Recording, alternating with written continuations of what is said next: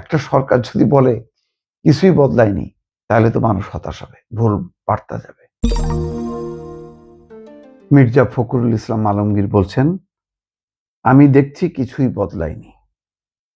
এটা কথাটা সত্য, এক অর্থে সত্য। আমি পুরোপুরি একমত নাই বক্তব্যের সাথে। এই বক্তব্যের মধ্য দিয়ে একটা নেতিবাচক ধারণা সরকারের প্রতি মানুষের হইতে পারে। 5 মাসে বদল হয়নি। হ্যাঁ, 5 মাসে তো বদল হওয়া সম্ভব না। কিন্তু ধারা বা প্রক্রিয়াটা কি শুরু হয়নি? রাজনৈতিক কমিটমেন্ট কি উচ্চারিত হচ্ছে না? হচ্ছে। কিন্তু 5 মাসে আমি কি আশা করতে পারি? তিনি বলছেন, হ্যাঁ, রাষ্ট্র কাঠামো এমন একটা অবস্থার মধ্যে যে কালচার, এই কালচারটা পরিবর্তন হয়নি। তিনি বলছেন যে আগে যারা ঘুষ খেত, তারা ঘুষ খাওয়ার ফন্দি ফিকির করছে। একইভাবে যারা ভালো একটা কাজ আটকে দিত, তারা এখনো তা আটকে দিচ্ছে। লোকজন ভোল পাল্টাচ্ছে। ভোল পাল্টানোর লোকজনই এখন অনেক বেশি জুলাই যোদ্ধা হয়ে গেছে। কথাগুলো সত্য। আগেও যারা ঘুষ, এখনো সেই ঘুষ, আগেও দুর্নীতি, এখনো দুর্নীতি। কিন্তু সরকারের সর্বোচ্চ পর্যায় থেকে এগুলিকে কি উৎসাহিত করা হচ্ছে? করা হচ্ছে না। তাহলে আমি যদি এখন বলি যে কিছুই বদলায়নি, তাহলে একটা ভুল বার্তা সরকারের কাছ থেকে ভুল বার্তা যেতে পারে, আমি শঙ্কা করছি।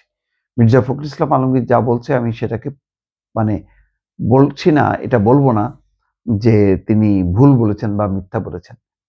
কিন্তু এই কথাটা বলার দরকার যে কিছুই বদলায়নি। এখন বরং বলার দরকার ছিল যেই পরিস্থিতি, যেই পরিবেশ প্রশাসন এবং রাষ্ট্র সরকারে, সেই পরিস্থিতি আগের মতোই আছে, কিন্তু আমরা এটাকে পরিবর্তনের অঙ্গীকারবদ্ধ এবং তার একটা সূচনা শুরু হয়েছে। কিভাবে শুরু হয়েছে? অনেক ভুরি, ভুরি উদাহরণ। একেবারে সর্বোচ্চ পর্যায় থেকে। একটাই চিন্তা করে না, বাংলাদেশে কেউ চিন্তা করছে? 18 জন মন্ত্রী, 6 জন ছাড়া 18 মন্ত্রী। মানে পুলিশ প্রোটোকল ছাড়া তারা চলবে? অকল্পনীয় ব্যাপার।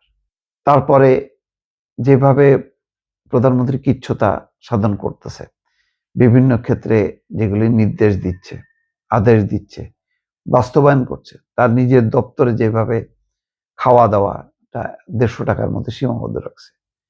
আরো অনেক প্রধানমন্ত্রীর সফরের বিষয়টাও দেখেন।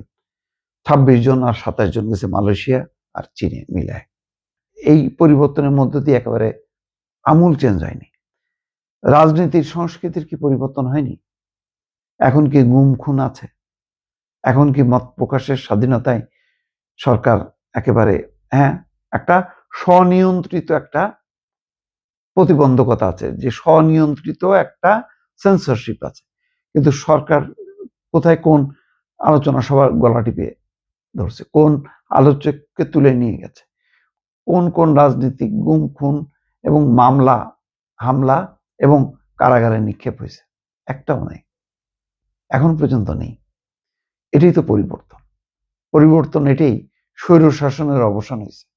স্বৈর শাসনের অবসান হয়েছে, কিন্তু স্বৈরতন্ত্রের যে বিষ বাষ্প রাষ্ট্র এবং প্রশাসনে, সেইগুলো পরিবর্তনের জন্য সময় লাগবে। এই কালচার রাতারাতি হবে না। আপনি কি করবেন? পুরো প্রশাসন বলা হচ্ছে যে দলীয়করণ করা হয়েছে। আপনি কাকে দেবেন?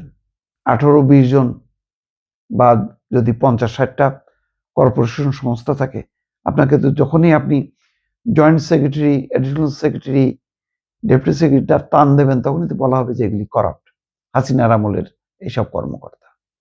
তো সুতরাং রাজনৈতিক ব্যক্তিদেরকে যে দিয়ে সরকার চেষ্টা করছে একটা জবাবদিহিতার আনা, কারণ দলীয় নেতারা দলীয় একটা জবাবদিহিতা আছে, আবার যখন রাষ্ট্রের দায়িত্ব পালন করবে তখন রাষ্ট্রীয়ভাবে জবাবদিহিতা থাকবে, যেটার জবাব প্রধানমন্ত্রী নিজেও নিতে পারবেন, পার্লামেন্টও নিতে পারবে। তাহলে পরিবর্তনটা হয়নি কেন? হ্যাঁ, ঘুষ দুর্নীতি আমি বলবো এটার সেই চক্রগুলো এখনো রয়ে গেছে। সেই চক্র অবসানের জন্য কোন কোন পথে যেতে হবে সেটা চিন্তা ভাবনা করতে হবে। কিন্তু একটা সরকার যদি বলে কিছুই বদলায়নি, তাহলে তো মানুষ হতাশ হবে, ভুল বার্তা যাবে।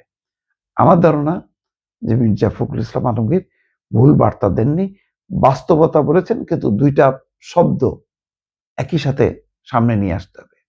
যে পরিবর্তন আমরা চেয়েছিলাম সেই পরিবর্তনটা আমরা এখনো করতে পারিনি, কিন্তু আমরা এটি পরিবর্তনটা আনার জন্য আমরা কাজ শুরু করেছি।